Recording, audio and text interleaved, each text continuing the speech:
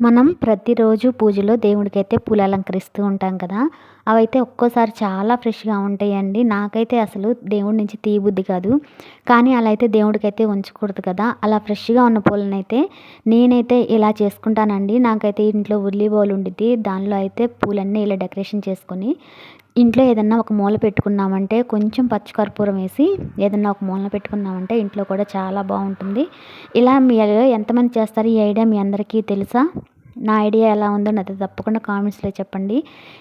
ఇలా ఉర్లీ బౌల్ లేకపోయినా కానివ్వండి, ఏదైనా గాజు బౌల్ కానివ్వండి, ఏదైనా పింగాణీ బౌల్ అయినా ఏదైనా కానివ్వండి, మంచి వాటర్ వేసేసి, బోర్ వాటర్ కాకుండా మంచి వాటర్ వేసేసి, ఇలా పూలు వేసేసి పెట్టామనుకోండి 2, 3 రోజులు చాలా బావుంటాయి. ఫ్రెష్‌గా ఉంటాయండి. ఈ టిప్ ఒక్కసారి ట్రై చేసి చూడండి. చాలా బావుంటదండి.